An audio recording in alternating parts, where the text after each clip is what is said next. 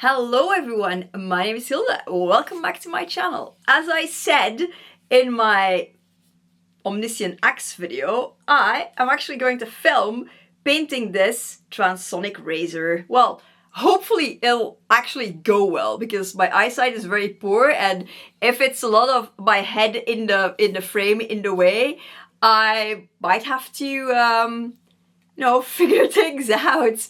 But yeah, at least I will be able to show you a step-by-step kind of thing. So there is that. This has been designed and printed by my friend Noel. A transonic razor is a canon weapon. It is wielded by the Skitari, who are kind of like the military force of the Admex, the Adeptus Mechanicus. Not the Mechanicum. The Mechanicum are the dark, the Chaos tech priest guys, I guess. But yeah, I'm going to paint this. It has been prepped for painting. Jesus, words. But yeah, it has been prepped for painting. So all it needs now is basically a base coat. I suppose I could just go in and manually base coat all of this. But I think it will be better if Bert, my husband, puts a spray over this. My asthma acts up so badly when I use spray paints. So until I have a respirator, Bert has kindly offered to spray paint all the things for me. Thank you, Bert. So much appreciated. So this is gonna get spray painted a light gray or medium gray. I'm not entirely sure. I got the can. It's a Vallejo one. Actually meant for doing base coats, so there is that. So yeah, that's gonna be all another shade of gray, and then I'm going to put a whole full base coat of Tinny Tin on the handle, like all of this, and then I'm going to coat the entire sword in a base coat of standard Mechanicus gray. For a second I was like, Mechanicum? No, Mechanicus. But yeah, standard Mechanicus grey. The Tinny Tin is by Vallejo, and the standard Mechanicus grey is by Games Workshop.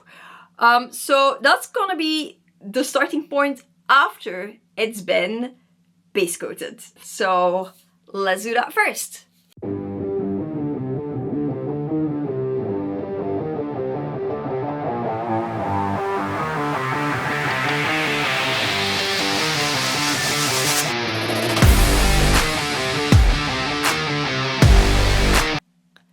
I recognize I should probably have put this on the tripod, but day two, this is how it looks so far. I've put all the base coat on, bar in the little grooves, because they have to be white afterwards anyway. And this sort of contrast helps me see them properly and not muck around as much as I would otherwise. Eye problems, sight problems, it's a problem. So yeah, I don't know what I want to do with the handle quite yet. I definitely want to dry brush. I might actually just want to put like a wash on it. I've not decided, so I'm going to do the hilt of the sword. I think it's called the hilt. In Dutch it's called het lemmet. So I'm gonna do that first and then decide. So yeah, I'm just gonna get on with it. First on the agenda is a complete coat of metal on the standard Mechanicus grey. So yeah, I'm sure there will be lots of little clips following this one. This is a rare solemn creature who is annoyed that I'm filming him. Doesn't want to be filmed. Wants to get on with his nap. Sir, how am I supposed to film when you're on my chair? How am I supposed to paint? Not film, I can film you fine, but how am I supposed to paint another layer on my sword when you are there? What do you have to say for yourself, sir? This is where I've been putting coats of paint on my sword. I've got my power station and I've got my lamp because the light in the house is not that great. So yeah, I'm gonna just put another coat on, like I said, and I'm not filming this because it's literally just me painting on a coat of paint. It's not interesting. Everybody knows how to do this. It's fine. I absolutely know I will not remember the name of this paint. I've been calling it Bolt Gun, not Bolt Gun. So there you go. But this is Cobalt Metal by Warpaints. Warpaints Fantatic. So that's what's going on now. And all the detailing, because I will probably forget the name of this. I will remember it's a Vallejo, but it's a True Metallic Metal. And this is a light. And it's called Hydra Turquoise. So that's gonna go in the grooves and for the dry brushing over that guy. So yeah, I will try to film some of my painting, but the setup has not worked out so far. So bits at least, and you can see the paint. So it's better than with the axe where I just had the axe and no steps in between. These are the brushes I'm using. These two are just really cheap art creation brushes by Talons. I've seen the Talons art creation sketchbooks from people in the US and all over the world. So I'm just assuming that you can get these guys wherever. They're very cheap here in Belgium. And I use these because they're very, very soft. Well, this isn't as soft as it used to be because it's been used loads, but it's just... They're decent brushes and I like them. And then this guy is a mop. Kind of looks like a soft blush brush. So it probably can be substituted by a soft blush brush. But I get these guys from Dale Rowney. As you can see, it says round mop. I get these at my favorite art supply store, The View. And I get them for €3.75, which is cheaper than most blush brushes. I think the Essence one you can get at, say, Kruidvat. I don't know what the alternative is for Kruidvat if you don't live in Belgium and the Netherlands. I would say Boots in the UK, but don't ask me about prices. But yeah, if you can get like a really cheap, soft blush brush, that's probably, I say probably because I've not actually tried it, but I have a blush brush and it feels not dissimilar, so... That would be my guess. Either a mop or a cheap, very soft makeup brush. And that will help you get brush strokes out if necessary. I don't know if it's going to be necessary because, as you can see, this has dried pretty smoothly. So, yeah, there's that. So, yeah, I just wanted to talk brushes real quick. If you're doing proper dry brushing, when we get to that point, I will talk about other brushes, but because I have really nice brushes for that. But just for the base coat, I'm not super fussy. Okay, so now it's time to go in all these grooves with some white. And that's literally white. I'm using the white by Vallejo. Love this stuff. I have this liner, and this is a 10/0 graduate by Dale Rowney.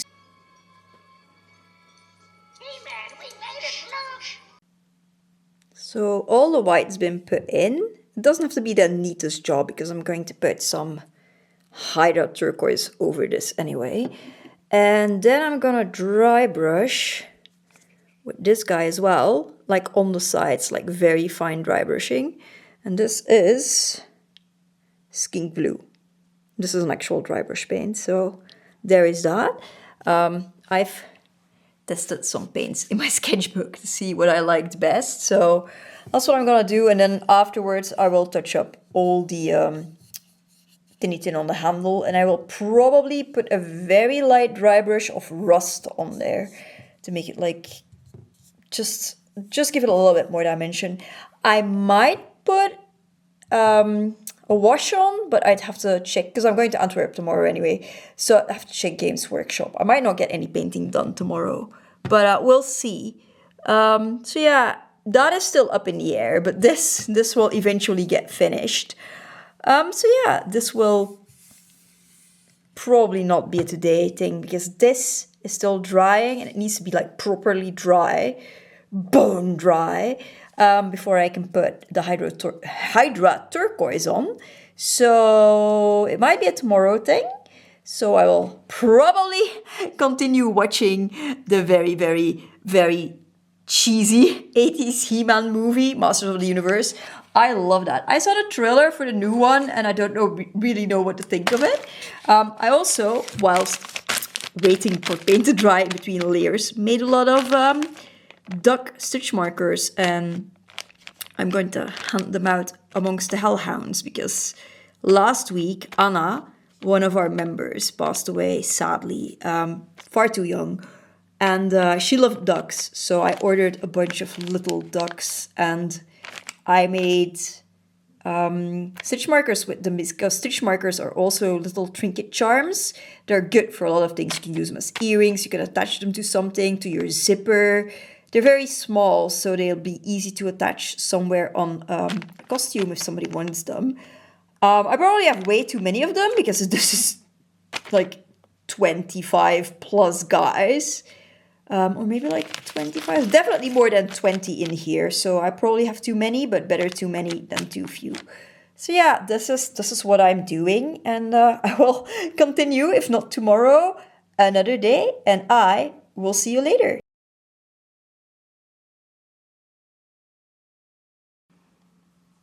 Look how shiny this is, an iridescent. Hydra Turquoise is actually really nice, even though this needed 3 coats. There's a lot of like off the lines that I need to retouch, but that's fine. So whatever imagery I see of a transonic razor, the tip is always darker. So what I'm gonna do, oh, that's not the one. Where is it? I have a whole pot of this stuff. Oh, here we go. I'm going to put some cosmic silver dry brushed on the tips. And for dry brushing, I swear by these guys, by Vallejo. This is the XL dry brush, so that'll suit me fine. And I also have a small one. Got a whole pot of brushes, but it's not always easy to find the brush I want. And then I have the small one. They are clean, they're just stained, but that's fine. So I'm gonna dry brush along these edges once everything else is dry. And I also have, I just saw it. No, that's not it.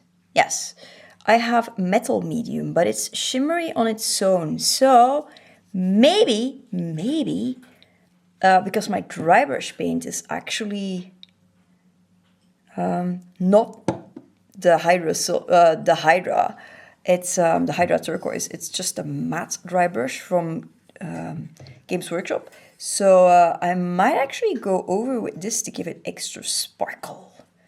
It'll be an experiment. I'll try this in my sketchbook first because I don't want to do it on my sword and then have to retouch an whole area. That would be annoying. Okay, so I didn't show this technique yesterday because I don't have a setup to film here and my head would be in the way if I did. So if you put up on your paint and it comes out streaky, what you do, this is a mop brush, just gently do this. Just gentle circles and then it will go on evenly. Now my base coat, also do this with your base coat by the way. My base coat is a little bit streaky because poor eyesight, dark paint. But it's my blade. If it were beds, I would only work in optimal lighting. I would probably sit myself in the bathroom with all the like bright lights, but that aside. So yeah, this is how you do it. And yeah, that's how I get my coats nice.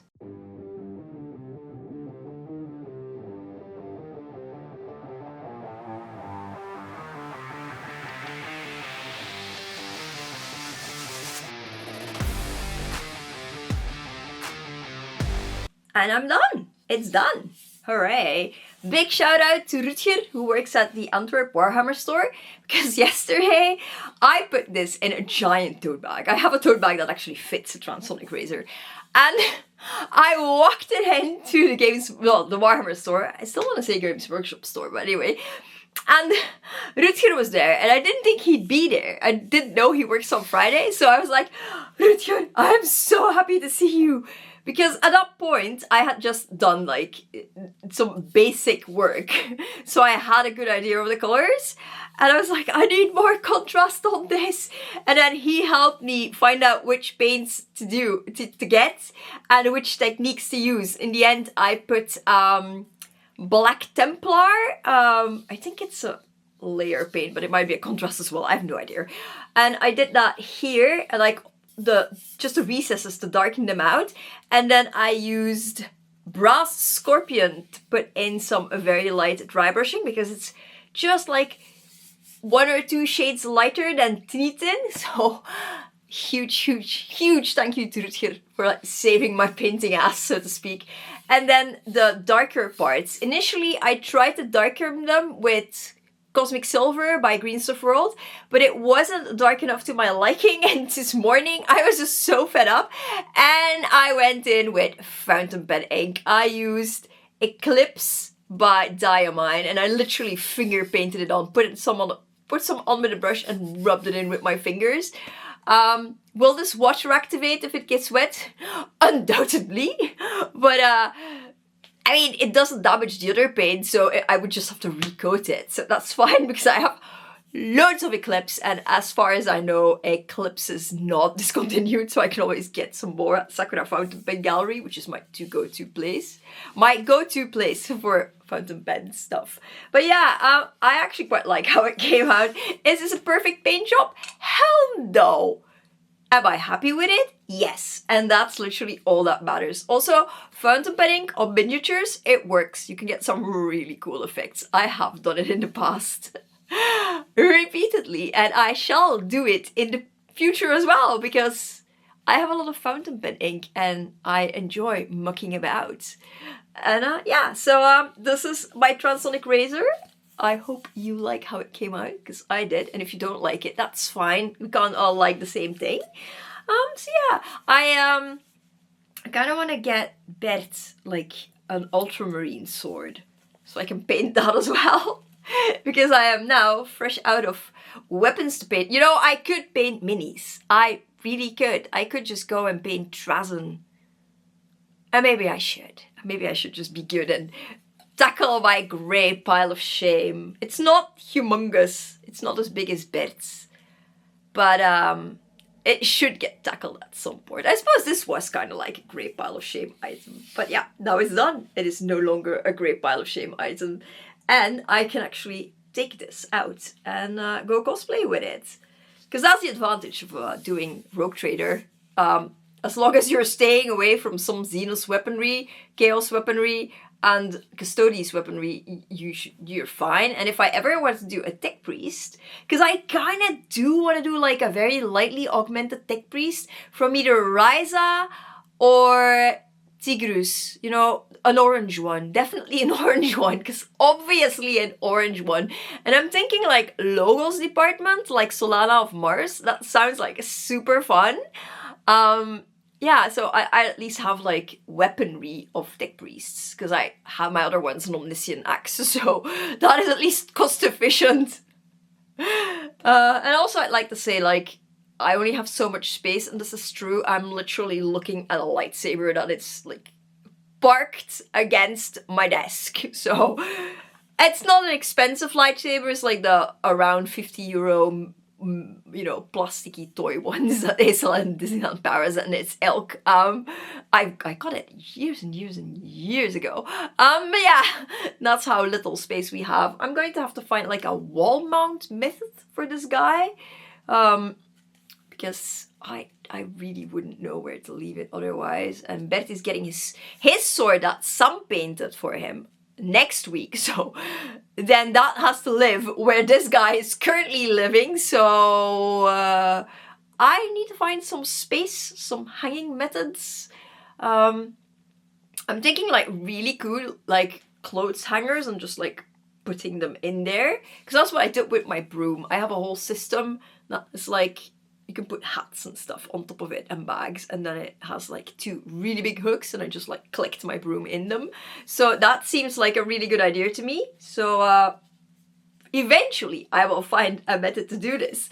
Yeah, so I kind of regret not having used this method on my axe, but I also like how my axe looks. And this is at least a little bit higher contrast with all the brown stuff. I just held it against my skirt. I'm still screwed. I like brown stuff, and I like it in metals, and I like it in everything. So my weaponry is kind of like low contrast with all the rest of my gear, but I like low contrast stuff.